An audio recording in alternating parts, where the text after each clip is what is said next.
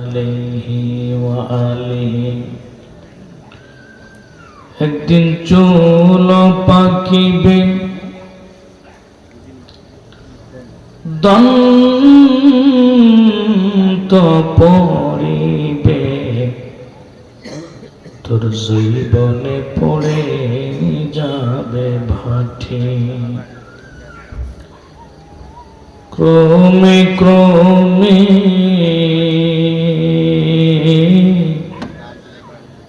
খুলিয়া পড়িবে রঙিন দালানের মাটি রে বন্ধু কারাশাই বানাইলা ঘর ওরে কারাশাই বানাইলা ঘর বাড়ি কারাশাই বানাইলা ঘর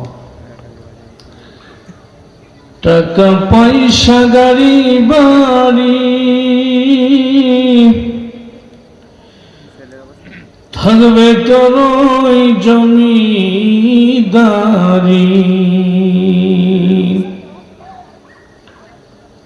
ওরে খাট পালঙ্গ সোনার বাড়ি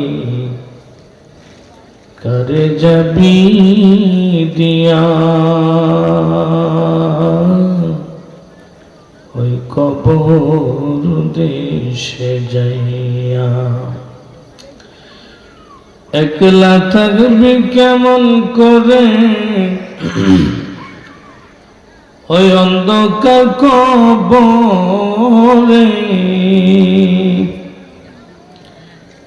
ওরে ভাই বন্ধু সারিয়া কবর দেশে যাইয়া আলহামদুলিল্লাহ রওজাতুল আহবাব আরাবিয়া মাদ্রাসা এর উদ্যোগে আজকের এই তাফসীরুল কোরআন মাহফিলের সম্মানিত সভাপতি হযরত মাওলানা মোহাম্মদ আল আমিন হুসাইন, স্টেজে উলামায়ে ইকরাম, দূর দূরান্ত থেকে আগত ইসলাম প্রিয় মুসলিম ভাইরা, পর্দার আড়ালে অবস্থানরতা মা ও বোনেরা, মহান আল্লাহ পাকের দরবারে লাখো কোটি শুকরিয়া যেই আল্লাহ পাক রব্বুল আলামিন আহকামুল হাকিমিন আমাদেরকে সুন্দর একটি পরিবেশে আসবার মতো বসবার মতো তৌফিক ইনায়েত করলেন। ওই মহান মালিকের দরবারে আমরা সকলেই দিল থেকে জবান খুলে শুকরিয়া আদায় করি। আমরা সকলেই পড়ি আলহামদুলিল্লাহ। আরেকটু জোরে বলি আলহামদুলিল্লাহ। লক্ষ কোটি দুরুদ ও সালাম আকায়ে নামদার তাজদারে মদিনা মুহাম্মদ আহমদ মুস্তাফা সকলেই বলি সাল্লাল্লাহু আলাইহি ওয়াসাল্লামের উপর। সম্মানিত হাজিরিন, ভূমিকায় বেশি কোনো কথা বলবো না। পবিত্র কালামে হাকিম থেকে যে আয়াতটা তেলাওয়াত করছি, আয়াতকে সামনে রেখে আল্লাহ তাআলা, আমি গুনাহগার, আমার মুখ থেকে জবান থেকে কিছু কথা বলার, আপনাদেরকে ধৈর্য সহকারে শোনার, আমল করার সকলকে আমি সহ তৌফিক ইনায়েত করুন। সকলেই বলে আল্লাহুম্মা আমিন। মহান আল্লাহ তাআলা বলেন, ওয়ায়াউমা ইয়া'আযুজ যালিমু আলা ইয়াদাইহি ইয়াকুলু ইয়া লাইতানি ইত্তাখাযতু মা'আর রাসূলি সাবিলা। সেদিন জালেম, অত্যাচারী, অবিচারকারী কিয়ামতের ময়দানে আফসোস করে করে বলতে থাকবে, হায় আফসোস, আমি কেন মুহাম্মাদুর রাসূলুল্লাহ সাল্লাল্লাহু আলাইহি ওয়াসাল্লামের দেখানো পথ, তার দেখানো মত কেন অবলম্বন করলাম না? আমি জানি এইটুক কথাতে আপনারা কিছুই বোঝেননি, বুঝবার কথাও না, এর একটা শানে নজুল আছে। মক্কার ভিতরে উকবা ইবনে আবি মুইত নামে একজন ব্যবসায়ী ছিল, সওদাগার। আচ্ছা, এই অত্র অঞ্চলের আকিজ গ্রুপ, আফিল গ্রুপ নাম করা না? কথা বলেন, সবাই চিনে না? ফেমাস না? তো মক্কার ভিতরে তখন উকবা নাম করা একজন ব্যবসায়ী, এক নামে সকলেই চিনে। এই রাসূল করিম সাল্লাল্লাহু আলাইহি ওয়াসাল্লামের জানের দুশমন, কাফের, কিন্তু বড় ব্যবসায়ী ছিল। এর ব্যবসা ছিল মক্কা থেকে কিছু মালামাল নিয়ে পার্শ্ববর্তী রাষ্ট্র সেইখানে বিক্রয় করত, আর ওইখান থেকে আসার সময় আবার ওই দেশের কিছু মালামাল নিয়ে এসে নিজের দেশে ব্যবসা করত। তো এভাবে করে সে তার ব্যবসা জারি রাখল। একদিন ব্যবসায় প্রচুর সম্পদ, মুনাফা অর্জিত হলো, অনেক লাভ হলো। তো এই যে উকবা ইবনে আবি মুইত তখন ওই বাইরের রাষ্ট্রে বসে পরিকল্পনা করতেছে যে আমি এবার মক্কায় ফিরে যাওয়ার পরে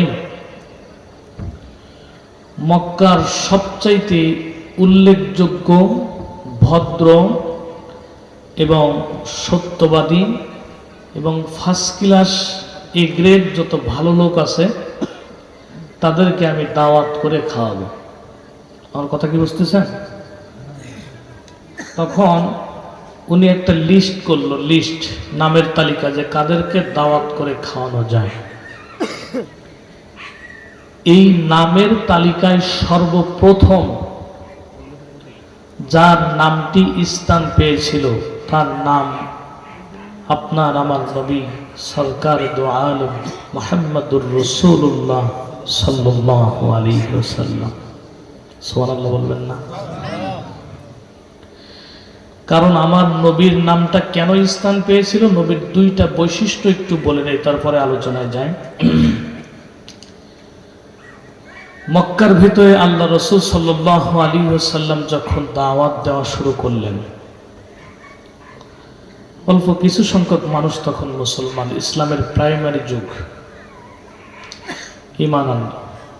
আল্লাহ রাসূল সাল্লাল্লাহু আলাইহি ওয়াসাল্লামের দাওয়াত অনেকেই প্রত্যাখ্যান করলো এবং মার নিপীড়ন, নির্যাতন শুরু হয়ে গেল। রাসূল করিম সাল্লাল্লাহু আলাইহি ওয়াসাল্লাম চিন্তা করলেন যে আমার এখানে দাওয়াত,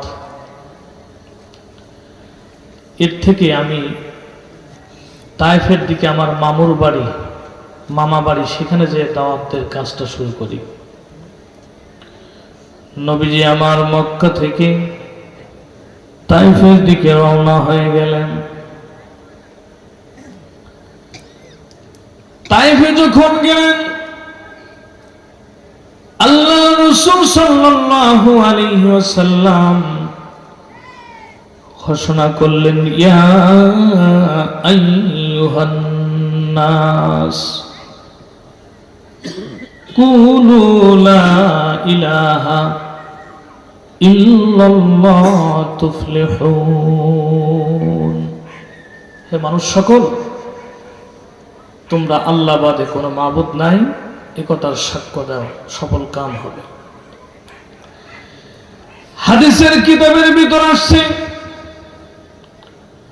বুখারী শরীফের হাদিসের কিতাবের ভিতর আসছে, আল্লাহ রাসূল সাল্লাল্লাহু আলাইহি ওয়াসাল্লাম ওই তায়েফের ময়দানে যখন দাওয়াতের কাজে বের হয়ে গেলেন, সঙ্গে মাত্র একটা লোক রাখলেন সফর সঙ্গী হিসাবে, তার নাম হলো হযরতে যায়েদ।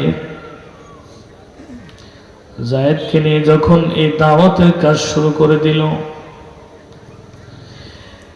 কাফের সর্দার তাইফের দুষ্ট কাফেরগণ সকলে একত্রিত হয়ে আল্লাহ রাসূল সাল্লাল্লাহু আলাইহি ওয়াসাল্লামকে পাথর মারার জন্য ওই দুষ্ট পোলাপান ছেলেদেরকে উস্কিয়ে দিল যে মক্কা থেকে একজন নতুন পাগলের আমদানি হয়েছে, নতুন পাগল আসছে, তোমরা যে যেভাবে পারো তাকে দমন করো, পীড়ন করো। আমি যখন উমরা গিয়েছি প্রথমবার, উমরা যাওয়ার পরে এই তায়েফের ময়দানে যেখানে আল্লাহ রাসূল সাল্লাল্লাহু আলাইহি ওয়াসাল্লাম তিনবার বেহুশ হয়ে গিয়েছিলেন, আমি আমার মুআল্লিমকে বলেছিলাম, ওনার নাম ছিল হাফিজ, হাফিজ ভাই, আমার নবী সাল্লাল্লাহু আলাইহি ওয়াসাল্লামের শরীর থেকে কোনখানে রক্ত ঝরেছিল আমাকে একটু দেখান। সেই জায়গাটা আমি নিজের চোখে দেখে আসছি। আল্লাহ নবী সাল্লাল্লাহু আলাইহি ওয়াসাল্লাম ওইখানে বেহুশ হয়ে গেলেন। আদ্দাস নামক একজন সাহাবী, যার কথা কিতাবের ভিতরে আসছে, হাদিসের কিতাবের ভিতরে, এই সাহাবী এক মালিকের আঙ্গুর বাগানের পাহারাদার ছিল। আঙ্গুর বাগান পাহারা দিত এই পাহারাদার। তখন এই আদ্দাস এক গ্লাস আঙ্গুরের রস নিয়ে আল্লাহ রাসূল সাল্লাল্লাহু আলাইহি ওয়াসাল্লাম যখন বেহুশ থেকে হুশ আসলেন, আল্লাহ নবী সাল্লাল্লাহু আলাইহি ওয়াসাল্লামকে এক গ্লাস আঙ্গুরের রস হযরতে আদ্দাস রাদিয়াল্লাহু তাআলা আনহু তখনও মুসলমান হয় নাই, আল্লাহ নবী সাল্লাল্লাহু আলাইহি ওয়াসাল্লামকে দিলেন। স্বস্তির একটি নিঃশ্বাস ছেড়ে নবীজি আমার ক্ষুধার্ত নবী, 3 দিনের না খাওয়া নবী, সবটুকু আঙ্গুরের রস আল্লাহ নবী সাল্লাল্লাহু আলাইহি ওয়াসাল্লাম খেয়ে ফেললেন। স্বস্তির একটি নিঃশ্বাস ছাড়লেন।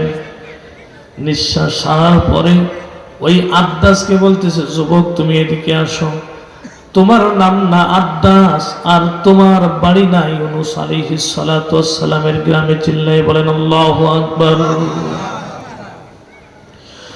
যুবক ডেকে বলে নবী,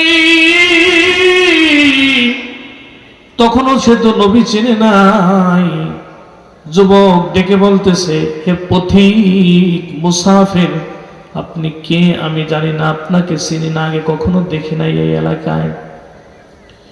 তবে আমার মনের ভিতরে একটা প্রশ্ন হলো, আমার নাম যে আদ্দাস আর আমার বাড়ি যে ইউনুস নবীর গ্রামে, এই কথা আপনি জানলেন কিভাবে?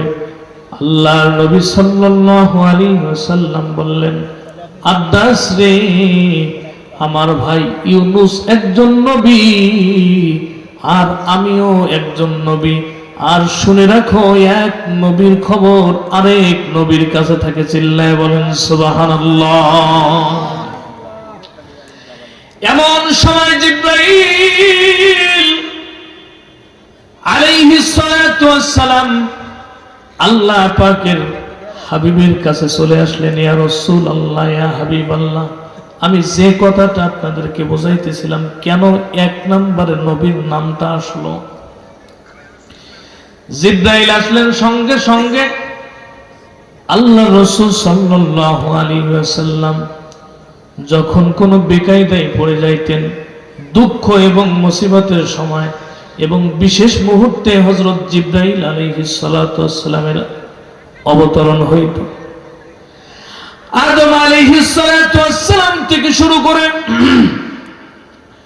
নবীজি হযরতে ঈসা আলাইহিস সালাতু ওয়াস সালাম পর্যন্ত হযরতে জিবরাইল যেই কয়বার নবীদের কাছে আসছে, গুনে গুনে সব কয় পয়গম্বরের কাছে যেই কতবার হইতে পারে, তার চাইতে বেশিবার আপনার আমার নবীর কাছে হযরতে জিবরাইল আলাইহিস সালাতু ওয়াস সালাম আসছেন। দহদ আমাদ বা আদম ও সার ইদ্রিস পাঞ্জেনু সার সদবারে বা মুসা বা খলিলা সেহলদো দহবার আমাদ নজদে ঈসা জিবরাইল কিরদেগার নজদে আমিন আহমদ আমাদ 40,000 দর্শমা। হযরত আদমের কাছে জিবরাইল আলাইহিস সালাতু ওয়াস সালাম আসছিলেন মাত্র 12 বার। দহদ আমাদ বা আদম 4 ইদ্রিস নবীর কাছে মাত্র 4 বার। পাঞ্জে নূহ হযরত নূহ আলাইহিস সালাতু ওয়াস সালামের কাছে আসছে মাত্র 5 বার। 4 সদবারে বা মুসা হযরত মুসা আলাইহিস সালাতু ওয়াস সালামের কাছে আসছে মাত্র জিবরাইল 400 বার। বা খলিল সেহলদো আর ইব্রাহিম নবীর কাছে জিবরাইল আসছে মাত্র 42 বার। আর আপনার আমার নবীর কাছে 63 বছর হায়াতে হযরতে নূহ আলাইহিস সালাতু ওয়াস সালামের মতো আপনার আমার নবী হায়াত পায় নাই। মাত্র 63 বছর হায়াতের ভিতরে আল্লাহর নবী সাল্লাল্লাহু আলাইহি ওয়াসাল্লামের কাছে জিবরাইল আসছেন 40,000 বার। একটু চিল্লায়ে বলা যাবে কি সুবহানাল্লাহ? একটুখানি জিকির করেন লা ইলাহা ইল্লাল্লাহ।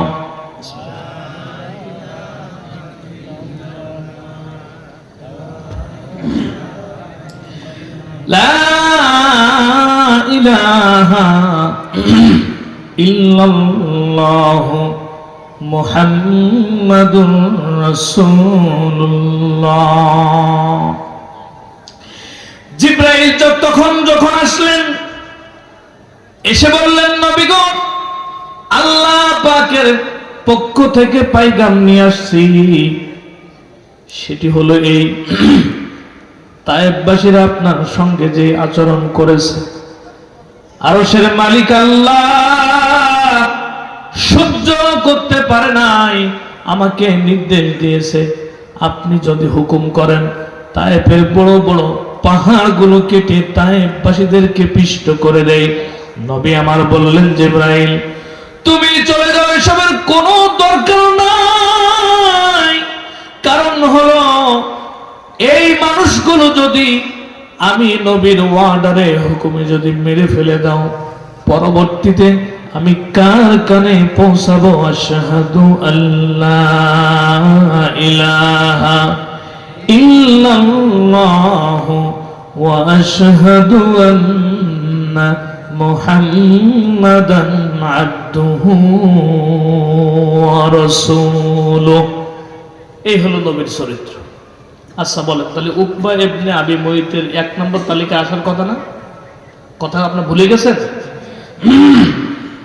2 নম্বর আরেকটা কথা কই, এরপরে আয়াতটুকু সময় খুব সংক্ষেপ, খুব মনোযোগ সহকারে শুনবেন।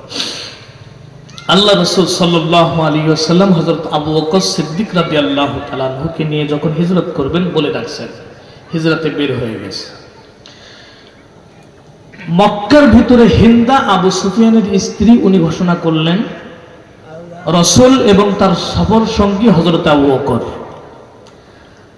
এনাদেরকে যদি কেউ জীবিত অথবা মৃত গ্রেফতার করে আমার কাছে আনতে পারে 100 লাল উট পুরস্কার দেওয়া হবে। কয়শো ভাই? আচ্ছা, এর ভ্যালুটা তখন মক্কায় কেমন? এখন যেমন একটা যুবকের কাছে R15 গাড়ি, মোটরসাইকেল যেমন গুরুত্ব রাখে, বা এটা একটা ইমোশনালের জায়গা, প্রিয়, এর চাইতে দামি 5 লক্ষ 6 লক্ষ টাকা বর্তমানে একটা গাড়ির দাম। তৎকালীন সময় একটা উটের মূল্য ছিল তেমন। এরকম কয়শো উট দিবে ভাই? 100। মক্কার ভিতরে একজন পাহলওয়ান ছিল, যুবক ছিল, কুস্তিগির ছিল, নাম করা, তার নাম সুরাকা ইবনে মালিক। এর আল্লাহ তাআলা এমন ক্ষমতা দিয়েছিলেন, মরুদ্যানের ভিতর দিয়ে যদি কোনো উট অথবা ঘোড়া দৌড়িয়ে যাইত, সুরাকা ইবনে মালিক বলে দিতে পারতো যে কোন কবিলার ঘোড়া আর কোন গোত্রের ঘোড়া, কোন বংশীয় ঘোড়া অথবা কোন বংশের উট। চিন্তা করতে পারেন কি বেড়ে। মক্কার ভিতরে এই কুস্তিগিরের কানে যখন এই ঘোষণা ভেসে আসলো, সে চিন্তা করলো 100 লাল উট, এটা হাতছাড়া করা যাবে না। ওদিকে আবু জাহাল তার সাঙ্গ পাঙ্গ নিয়ে হযরতে আবু বকর সিদ্দিক রাদিয়াল্লাহু তাআলা আনহুর ঘরের দরজায় এসে নক করেছে। ঘরের ভিতর থেকে হাদিস পাকের ভিতর আসছে আল্লাহর নবী সাল্লাল্লাহু আলাইহি ওয়াসাল্লামের আপন শালী আম্মা জান আয়েশা সিদ্দিকা রাদিয়াল্লাহু তাআলা আনহার আপন বোন, নাম তার আসমা। মাত্র 7 থেকে 8 বছরের বয়স। এই বালিকা আল্লাহর নবী সাল্লাল্লাহু আলাইহি ওয়াসাল্লামের শালী আম্মা জান আয়েশা সিদ্দিকা রাদিয়াল্লাহু তাআলা আনহার বোন। যখন বের হয়ে আসলেন, জিজ্ঞাসা করলো আবু জাহাল, তোমার বাবা কোথায় আর মুহাম্মাদুর রাসূলুল্লাহ সাল্লাল্লাহু আলাইহি ওয়াসাল্লাম কোথায়? আসমা বললেন, চলে যান, আমি জানি না, আমি বলতে পারবো না।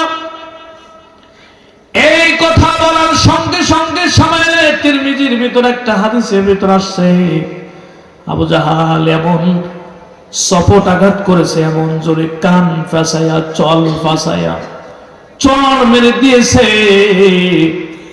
ওই আসমা রাদিয়াল্লাহু তাআলা আনহার কান এর পর্দা ফেটে ফিঙ্কি দিয়ে রক্ত বের হয়ে আসছে। সুরাকা ইবনে মালিক বন্ধুদের সঙ্গে আড্ডায় ছিল। এর কানে যখন নাকি এভাবে করে আওয়াজ ভেসে আসলো মুহাম্মদ এবং তার সফর সঙ্গীকে কেউ যদি গ্রেফতার করে জীবিত অথবা মৃত্যু আনতে পারে তাহলে 100 লাল উট পুরস্কার দেওয়া হবে। সুরাকা ইবনে মালিক তার একটা উট ছিল। আল্লাহর নবী সাল্লাল্লাহু আলাইহি ওয়াসাল্লামকে গ্রেফতার করার জন্য সুরাকা দৌড় দিছে, ঘোড়া নিয়ে দৌড়ায় গেছে। আল্লাহর নবী সাল্লাল্লাহু আলাইহি ওয়াসাল্লাম যেখানে মসজিদে কোবা, মদিনার বর্ডার মসজিদে কোবা, আবু আইয়ুব আনসারী রাদিয়াল্লাহু তাআলা আনহুর বাড়ি, আল্লাহর নবী এই মসজিদে কোবা সম্পর্কে বলেছেন, এইখানে যদি কেউ এসে 2 রাকাত নামাজ পড়ে, আল্লাহু আকবার, আল্লাহ পাক রব্বুল আলামিন আহকামুল হাকিমিন তার আমল নামায় একটা উমরা কবুল হজের সওয়াব লিখে দেয়। এই বর্ডারের কাছাকাছি যখন আসলেন, সুরাকা ডাক দিল, ওই যে রাসূল আবু বকর, তোমরা দাঁড়াও, গ্রেফতার করার জন্য আসছে। হযরত আবু বকর সিদ্দিক রাদিয়াল্লাহু তাআলা আনহু পিছন দিকে ফিরে দেখে মক্কার সবচাইতে বড় পাহলওয়ান, কুস্তিগীর, সবচাইতে বড় শক্তিধর মানুষ সুরাকা ইবনে মালিক, এই বড় নাম করা ব্যক্তিত্ব, সে আমাদেরকে গ্রেফতার করার জন্য আসছে। রাসূল, এই সুরাকা আমাদেরকে গ্রেফতার করে নিয়ে যাবে।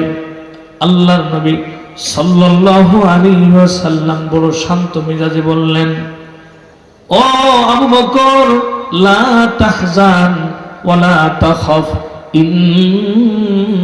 ইন্নাল্লাহা মা'ানা।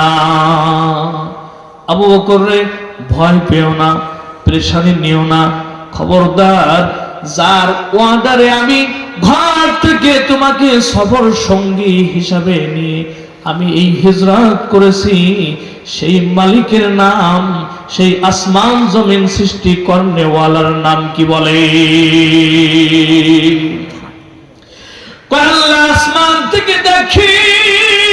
আবু বকর, ভয় পাওয়ার কোনো দরকার নাই, টেনশন নেওয়ার কোনো দরকার নাই, সুরাকাকে আসতে দাও। যখন নাকি কাছাকাছি মাত্র 10 থেকে 12 হাত এর ভিতরে আসছে, এই সময়ের ভিতরে সুরাকা বলতেছে, নবী নবী তো স্বীকার করে না। মুহাম্মদ দাঁড়াও, আবু বকর দাঁড়াও, মক্কায় ফেরো। আল্লাহর নবী বলেন সুরাকা ফিরে যাও, আমাকে গ্রেফতার করার জন্য শোনা, ফিরে যাও। সুরাকা শুনল না। আল্লাহ পাকের পক্ষ থেকে গজব নাজিল হয়ে গেল। সুরাকার ঘোড়া এই হাঁটু পর্যন্ত, সুরাকা সহ সুরাকার ঘোড়া মাটির ভিতরে ডেবে গিয়েছে। চিল্লায় বলেন সুবহানাল্লাহ। এখন সুরাকাকে হুজুর আমারে মাফ করেন। নবীজি আমার বলেন, নবীর চরিত্র ওই যে মনে আছে তো 1 নম্বরে কেন নাম আসলো, হুজুর আমারে মাফ করেন।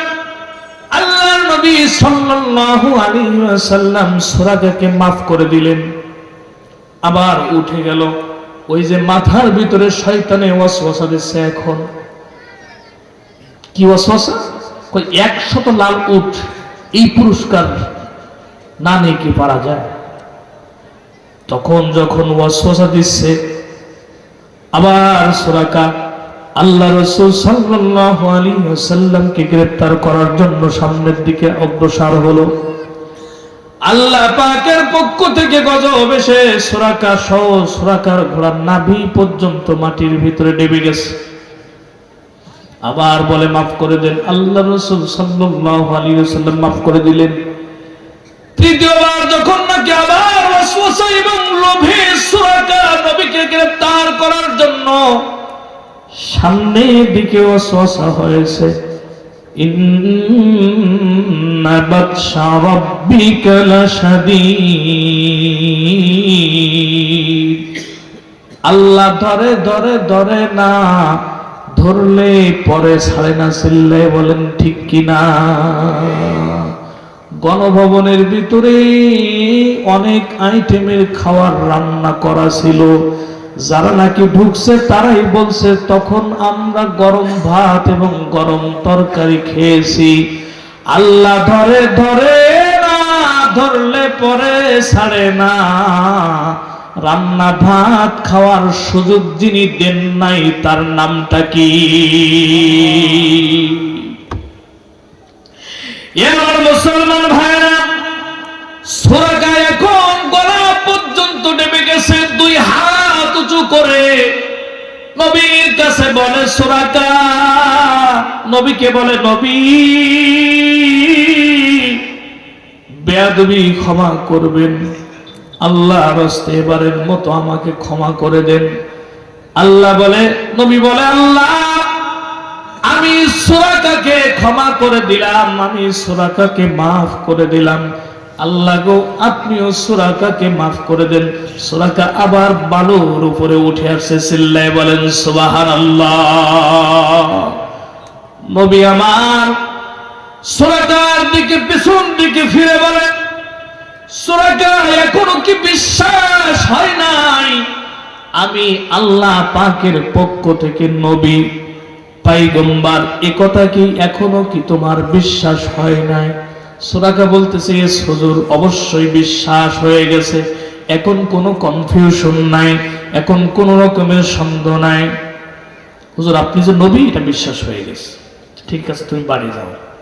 আল্লাহর নবী যখন মদিনার দিকে বলে আবু বকর চলো, এমন সময় সুরাকা ডাক দিয়ে বলে নবী আপনাকে এবং আবু বকরকে যে গ্রেফতার করে আমি মক্কায় নিলাম না, তার বিনিময় কি কিছু দেবেন না? আচ্ছা এই জায়গায় যদি আপনি আর আমি হতাম কি দিতাম বিনিময়? হ্যাঁ, এর মার ফরজ হয়ে গেছে না নাকি ওয়াজিব হয়েছে? একদম বিলকুল ফরজ হয়ে গেছে।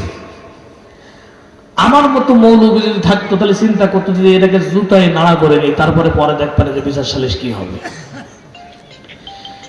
কিন্তু রাসূল করিম সাল্লাল্লাহু আলাইহি ওয়াসাল্লাম বড় শান্ত মেজাজে বলতেছে সুরাকা আমি দেব। ঘটনা অনেক লম্বা। কই কি দেবেন? কই পারস্য সম্রাটের মাথার মুকুট আমি তোমাকে দেব। একটু চিল্লায় বলেন সুবহানাল্লাহ। তার মানে পারস্য সাম্রাজ্য তোমাকে দেব। পরবর্তীতে হয়েছিল হযরত ওমরের জামানায়, মেলা লম্বা ঘটনা, এদিকে যাব না। আমি যে কথাটি বুঝাইতেছি যে নবীজি সাল্লাল্লাহু আলাইহি ওয়াসাল্লামের বৈশিষ্ট্য, গুণাগুণ, চরিত্র হলো এইটাই।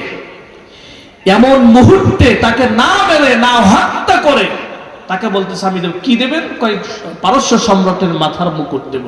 কয় এটা বিশ্বাস করি না, যেই মানুষ দিনের বেলায় মক্কায় থাকতে পারলো না, রাতের বেলায় পলায়ন করে মদিনায় যায়, সে আবার আমাকে কেমনে দেবে? লিখিত দেন। আবু বকরকে বললো একটা কিছু নিয়ে আসো, কাগজ টাগজ অথবা কিছু নিয়ে আসো।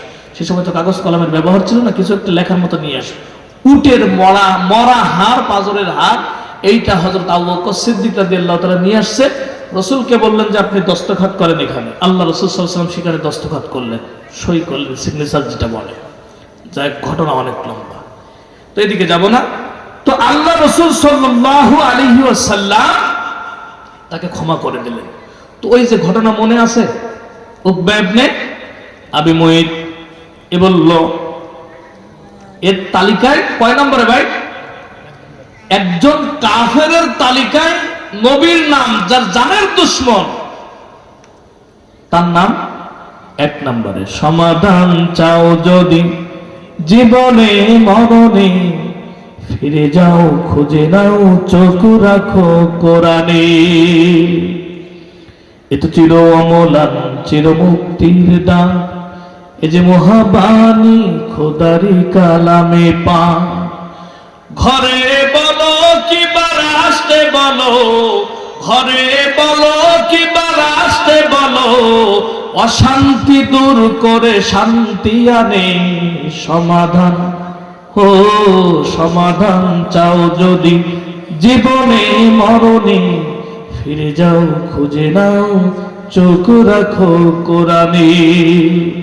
1 নম্বর নবীর নাম লিস্ট করছে। ও ওইখান থেকে ব্যবসা বাণিজ্য নিয়ে যখন বাজারে মক্কায় আসছে, এসে রসুলকে পাইগাম পাঠাইছে, ইয়া রাসূলুল্লাহ আমার বাসায় আগামীকাল দুপুর বেলা। আর এর পরবর্তী যে নামের সিরিয়ালগুলো ছিল সাহাবা আজমাইনের নাম। এখান থেকে একটা জিনিস বোঝার বিষয় আছে, আমার দিকে তাকান। একটা জিনিস লক্ষ্য করবেন যে তাহলে একজন কাফের তালিকায় শ্রেষ্ঠ মানুষ নবী, শ্রেষ্ঠ মানুষ সাহাবী। তাহলে বোঝা যায় দুনিয়ার যত মানুষ আছে, এই মানুষদের ভিতরে শ্রেষ্ঠ মানুষ হলো নবী এবং সাহাবী। চিল্লায় বলেন ঠিক কিনা? বাড়িতে এসে, হুজুর আপনি কালকের আমার বাড়িতে দুপুর বেলায় দাওয়াত খাবেন, ঠিক আছে। দাওয়াত পাইগাম পাঠাই দিয়েছে। রাসূল করিম সাল্লাল্লাহু আলাইহি ওয়াসাল্লাম ভাবলেন সূরা কাফের এবং নাম করা কাফের, নাম করা সওদাগর, এই উকবা ইবনে আবি মুঈত সে তো এখনো কাফের, আমাকে কেন দাওয়াত করলো? তার মানে মনে হয় হয়তো মুসলমান হয়ে গেছে, নতুবা মুসলমান হবে, সেই উদ্দেশ্যে আমাকে দাওয়াত করেছে তার বাড়ি। পরের দিন জোহরের সময় আল্লাহর নবী সাল্লাল্লাহু আলাইহি ওয়াসাল্লাম সাহাবা আজমাইনদেরকে নিয়ে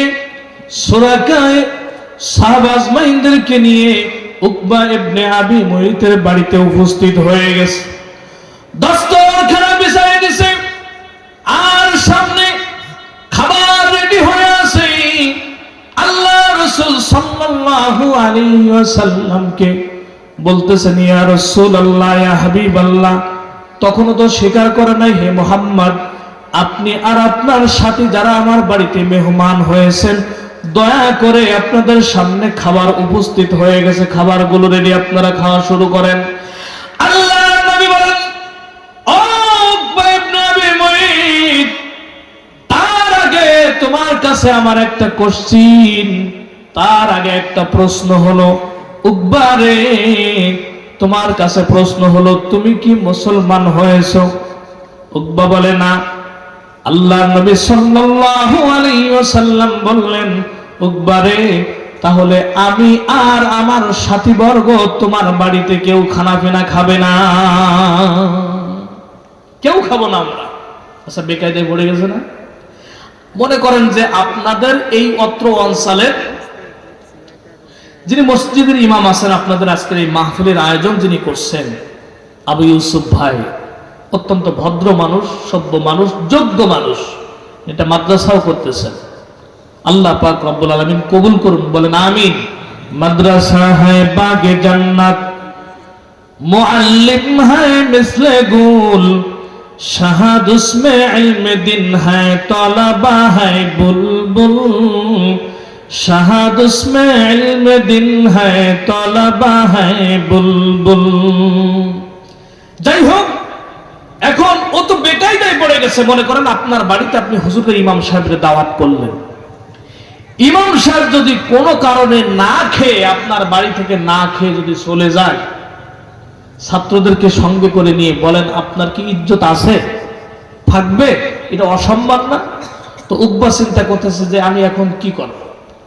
আল্লাহর নবী সাল্লাল্লাহু আলাইহি ওয়াসাল্লাম বললেন, উকবা তুমি বলো তুমি কি মুসলমান হয়েছো? কয় না। কয় মুসলমান হবে? কয় তাও না। আল্লাহর নবী বলেন, তাহলে তোমার বাড়িতে আমার খাবার আমার দ্বারা সম্ভব না। এমন সময় সাহাবা আর নবী যখন উকবার বাড়ি থেকে বের হয়ে যাবে, উকবা চিন্তা করলো আমার বাড়ি থেকে যদি আমি এত বড় নাম করা একজন মানুষ, আমার বাড়ি থেকে যদি নবী এবং সাহাবীরা বের হয়ে যায়, তাহলে তো আমার মান সম্মান সব চলে যাবে। আগামীকাল আমি আর মুখ দেখাইতে পারবো না।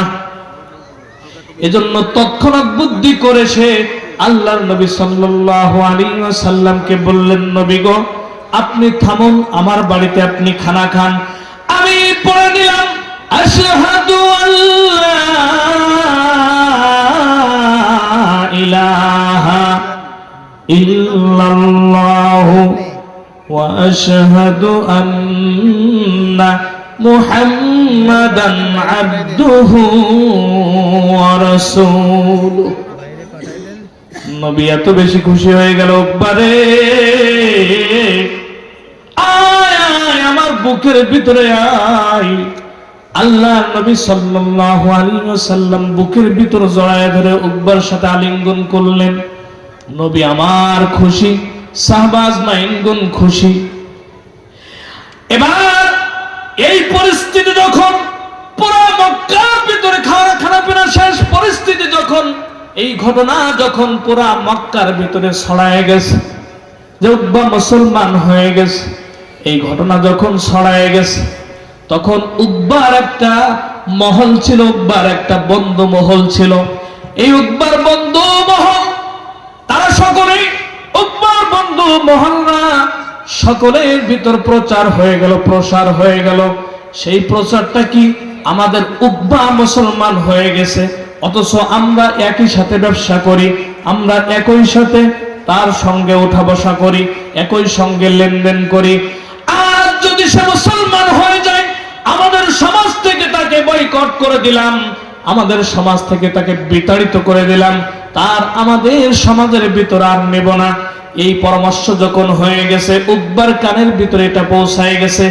পরের দিন সকালবেলা যখন আবু জাহাল, উতবা, সাইবা, মুগীরা, উবাই ইবনে খালদ, এই জাতীয় আবু সুফিয়ান বড় বড় মক্কার কুফফারদের সাথে লিডারদের সঙ্গে যখন সাক্ষাৎ হয়ে গেছে, এই সাক্ষাৎ হয়ে যাওয়ার পরে উকবাকে জিজ্ঞাসা করছে, উকবা তুমি কি আসলে মুসলমান হয়েছো? উকবা তখন বলে, না না বন্ধুরা না, আমরা তো শুনছি তুমি মুসলমান হয়ে গেছো, আজকে থেকে আমাদের সঙ্গে আর তুমি মিশবা না, ব্যবসা বাণিজ্য করবো না, তোমার সঙ্গে কোনো সাদিসুদা আত্মীয়তার সম্পর্ক আমরা আর করব না, তোমার সঙ্গে ব্যবসা বাণিজ্যর কোনো সম্পর্ক আর থাকবে না। উকবা তখন বলে, বন্ধুরা আল্লাহ নবী সাল্লাল্লাহু আলাইহি ওয়াসাল্লাম আমার ঘর থেকে যাতে উঠে না যায় খানা না খেয়ে, তৎক্ষণাৎ বুদ্ধি করে আমি একটি মৌখিক কালিমা উচ্চারণ করেছিলাম। আসলে ওইটা আমার ভিতরের কালিমা না, ওইটা আমার অন্তরের কালিমা না। চিল্লায়ে বলেন নাউজুবিল্লাহ। ওইটা আমার অন্তরের কালিমা ছিল না, ওইটা আমার মৌখিক কালিমা। তাহলে বোঝা গেল কালিমা কয় প্রকার? কথা বলে না, কয় প্রকার? দুই প্রকার। একটা হলো মৌখিক কালিমা, আরেকটা হলো অন্তরের কালিমা। অনেক সময় দেখা যায় বড় বড় মাতব্বর রয়েছে, লিবাস লাগায়, পোশাক লাগায়, টুপি লাগায়, জুব্বা লাগায়া বিভিন্ন জায়গায় রাজনৈতিক বক্তব্য দেয়, মনে হয় যেন পাক্কা মুসাল্লি, এই মাত্র জান্নাত থেকে নামছে। কিন্তু আসলে তো ওইটা তার দিলের পাঞ্জাবি না, অন্তরের থেকে পাঞ্জাবি গায়ে পড়ে না, অন্তরের থেকে মাথায় টুপি লাগায় না, এইটা হলো সম্পূর্ণ রাজনৈতিক পোশাক। চিল্লায় বলেন ঠিক কিনা? তো ভাইরা আমার, আয়াতটা শেষ করে দেই, অন্তত সময় যেহেতু শেষ। এমন সময় ওই আল্লাহ রাসূল সাল্লাল্লাহু আলাইহি ওয়াসাল্লামের যে উকবার কালিমা পড়ছিল আল্লাহ রাসূল সাল্লাল্লাহু আলাইহি ওয়াসাল্লামের সামনে, তার বন্ধুরা বলল যে সত্যিবাদী যদি তুমি হয়ে থাকো তাহলে আগামীকাল, আজকে যে কালিমা তুমি পড়ছো, আগামীকাল এই কালিমাটা আবার রাসূলকে ফেরত দেবে। বলেন নাউজুবিল্লাহ। এই কালিমাটা আবার রাসূলকে ফেরত দেবে। এক।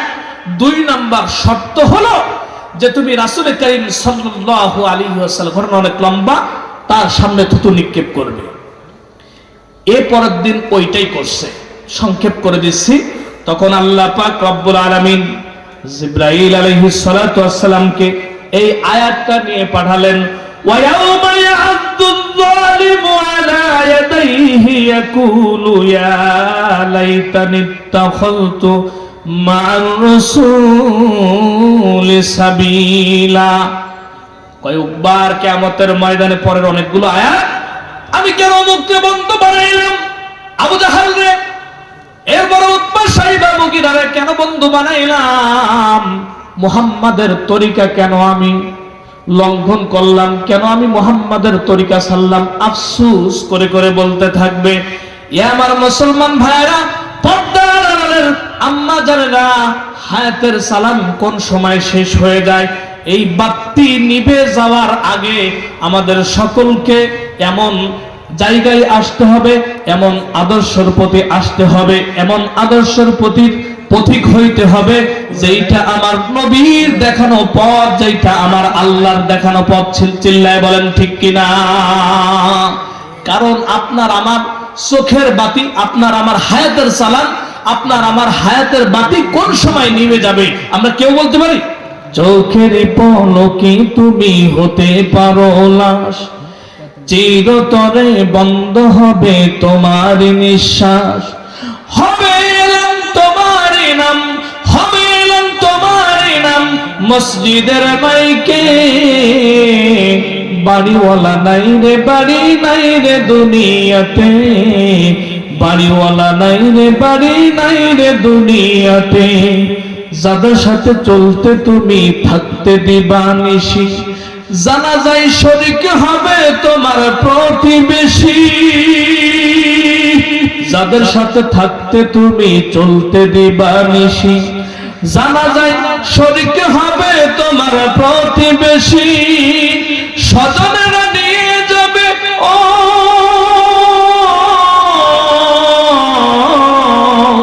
স্বজনেরা নিয়ে যাবে তোমাকে পালকিতে, বাড়িওয়ালা নাই রে, বাড়ি নাই রে দুনিয়াতে, বাড়িওয়ালা নাই রে, বাড়ি নাই রে দুনিয়াতে, বাড়ি গাড়ি মিল ফ্যাক্টরি টাকার পাহাড়, বিলাসিতায় কেটেছে জনম ছিল অহংকার, বাড়ি গাড়ি মিল ফ্যাক্টরি টাকার পাহাড়, বিলাসিতায় কেটেছে জনম কত অহংকার, দামি কাপড় ছেড়ে হবে ও দামি কাপড় ছেড়ে হবে সাদা কাফন পরিতে, বাড়িওয়ালা নাই রে, বাড়ি নাই রে দুনিয়াতে, বাড়িওয়ালা নাই রে, বাড়ি নাই রে দুনিয়াতে। শেষ করার আগে আপনাদের কাছ থেকে শুধুমাত্র একটা ওয়াদা, সামনে মাহে রমজান, সবাই রোজা রাখবেন ইনশাআল্লাহ। আল্লাহ তাআলা কবুল করুক, মা ও বোনদেরকে আল্লাহ পাক রব্বুল আলামিন কবুল করুক, আজকের এই মাহফিল কবুল করুন, এবং 5 ওয়াক্ত নামাজ পড়ার সকলেই চেষ্টা করব ইনশাআল্লাহ। ওয়া মা তাওফীকি ইল্লা বিল্লাহ। আসসালামু আলাইকুম ওয়া রাহমাতুল্লাহ।